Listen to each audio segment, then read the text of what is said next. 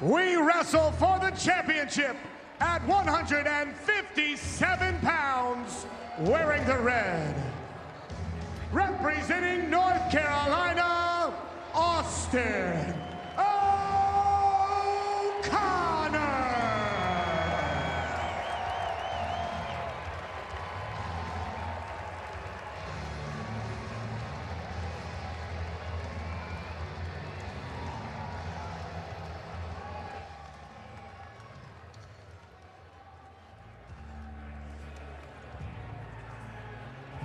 His opponent, in the green, from Penn State, Levi Haines!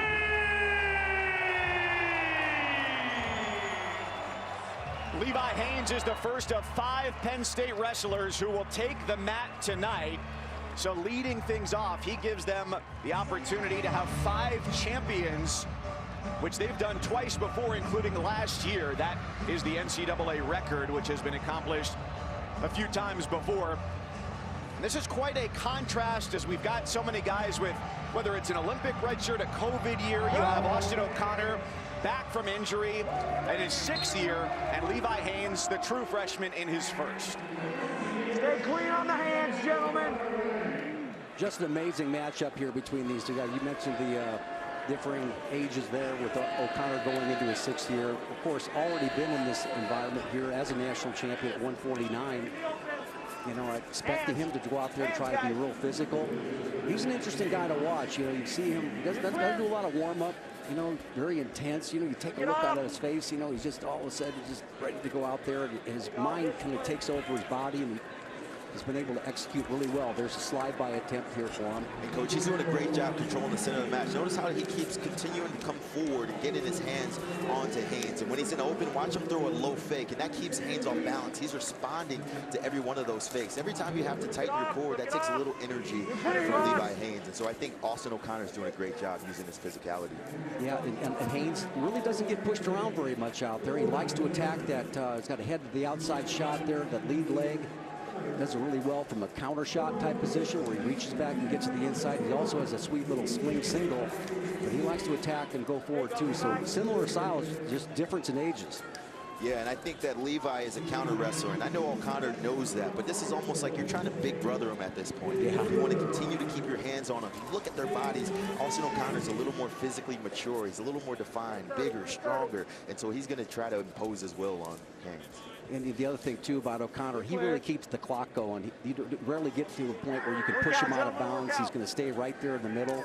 Haines kind of the same way. Rarely do these guys retreat. And these guys always spend the first period filling one another out. You know, it's kind of like the honeymoon phase of a relationship. In this first minute and a half, they're trying to say, hey, what do you got? What do you have here? And Levi Haines in on a great shot, but look at those strong hips from Austin O'Connor. Battles back out, and he's open to up into the open again. Yeah, nice job by O'Connor, basically coming in there with that left hand over the top and pushing away at the core. 1 minute. And O'Connor's using an interesting tactic to defend that 2-on-1. Every time Haines gets that Russian tie, O'Connor will come over top with his right hand and try to go to the front headlock. They'll find themselves where they both have collar tied down on their knees from the mat, wrestling from that position. And again, there's one of those great fakes. Notice Haines reacts hard to every single one of them. He drops down fully to his knees, and he's doing a really good job keeping Haines off balance so far. Yeah, most of the wrestling, again, right here in the center of the circle. You really like to see that. Really exerting themselves, trying to get that follow-up shot there. There's O'Connor with a kind of a half shot, now a slide by.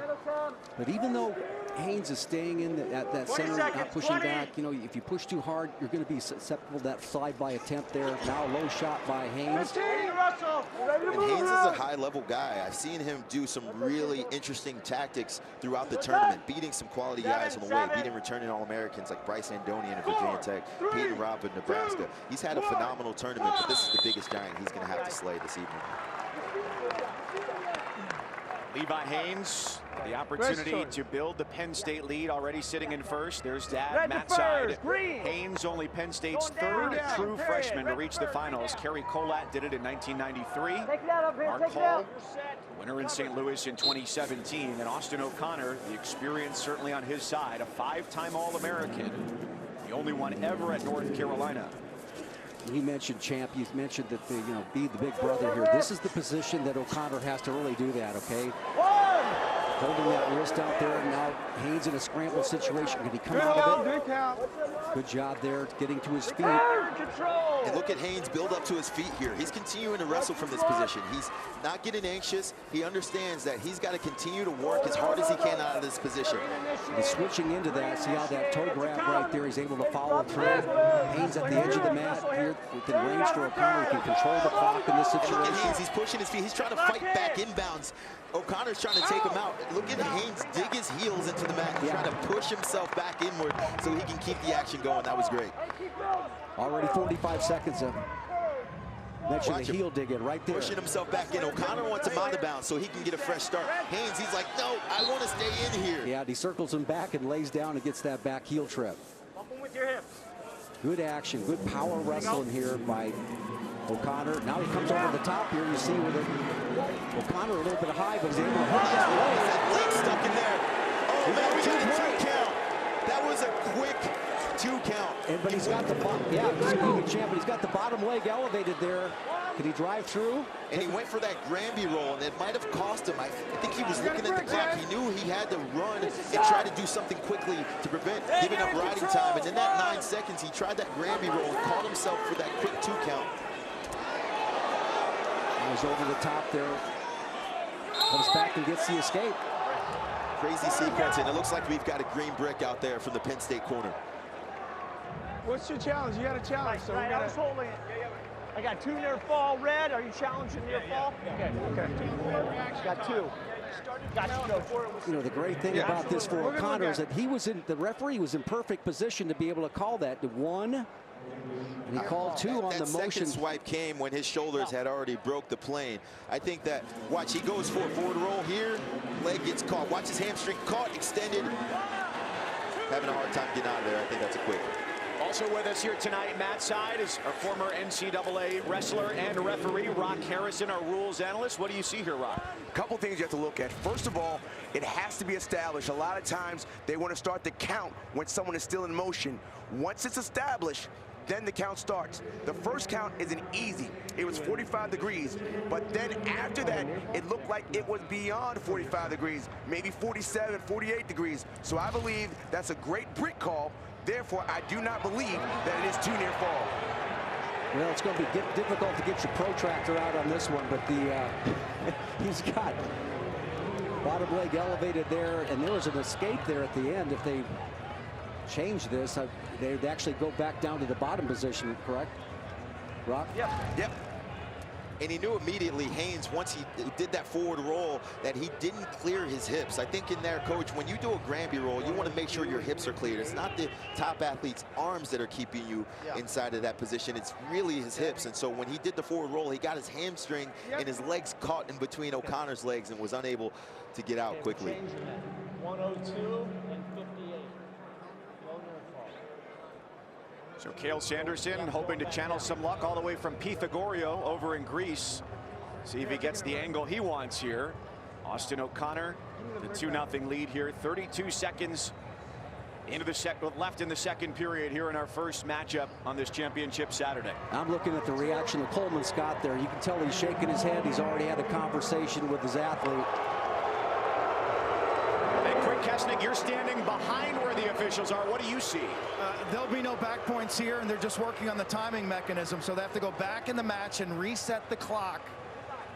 And so this is a victory for Penn State. They throw the brick. I tell you, in the last 10 years, man, Penn State's brick percentage off the charts. They're the best in the business at it.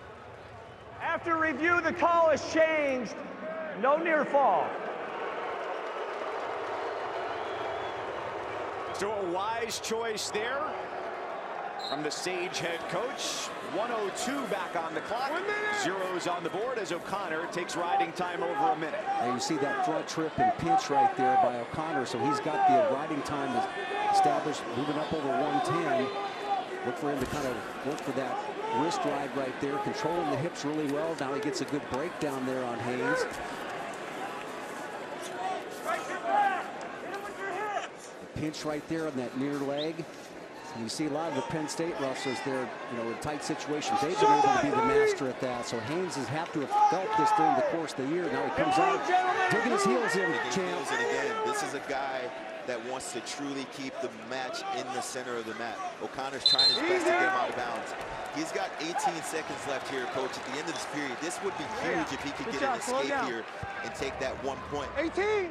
So one of the things that we see when someone is standing up, they say that's stall. There is no 5 seconds. The rule book says you have to make an effort to bring someone to the mat, and O'Connor's making a conscious effort to bring Haines down to the mat.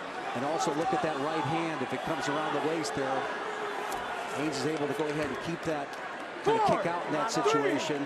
2, 1. Huge situation there for O'Connor, getting the ride out. It really gives him a lot of options. He's going to take the bottom position. Penn State with a 45-point lead over the Iowa Hawkeyes. Iowa 6 All-Americans this year. Ohio State, their 8th team trophy under Tom Ryan. And Cornell, with a successful night 2 finalist, could leapfrog the Buckeyes to flip-flop 3rd and 4th. Start of the 3rd period. Point on the escape for O'Connor, who's got the riding time advantage here as well. Now, I think that Levi Haines has to do a little bit more forward motion here, get some reaction out of O'Connor, see if he can get him pushing into him, and that's the territory here where he may be susceptible to that little slide by here that O'Connor has. Oh, drops back it on the legs. He's got 2. Very smart counter offense. You can see how the dynamic has shifted from the first period. Levi Haines became the aggressor, and when he missed on that shot, he just lowered his chest right here, felt the half shot. Runs corner, just gets big, gets through, drags that toe, keeps it in bounds, secures the takedown for 2 points and takes the 3-0 lead. Both man improving, both man. Much to the joy of his head coach, Coleman Scott, a national champion himself back in 2008. O'Connor trying to win his 2nd national championship tonight. Jenner. Spin around Another there. counter. That looks like it's another takedown. Does a great job here of getting below the knees on those double-leg tackles. He's got to be feeling it now at this point, Coach. You understand that the only way that this guy can get to you is to shoot. And every time he shoots, you stuff him and run corner and counter, drop down to the ankles, secure the takedown, and keep those toes in bounds. Red, you got it. I think if you're Haines here and you find this escape, you've got to find another way to try to get to his legs. Your shots are not working here. Every time you shoot, you've got to penetrate a little bit deeper into the leg to get a better opportunity to score. Every time he shoots, he's getting run down and stuff. But that's just the strength of Austin O'Connor. Yeah, he's closing the window down. Not a lot of offense right there available here for Haines. So he's picking up his activity level here, but just not going to be enough. We've seen this before here. O'Connor, one of the best in the country at holding leads. He won the 2021 NCAA Championship against Sammy Sasso. Got injured. He wears that brace on his right knee. Came back. He wanted to go out on top. And here he does. Get ready, Chapel Hill. There's another title coming home. Austin O'Connor of North Carolina, a 2-time champion. Wow, he deserves this one, Coach. He was the guy at the beginning of the season that after finishing 8th place, he came back and no one believed in him. Peyton Robb has been ranked #1 all year. Levi Haines knocks him off in the final, and Austin O'Connor has been waiting in the wings for another opportunity to reclaim his throne. As you can see, he placed that momentary crown on his head. He is now the king of 157 pounds.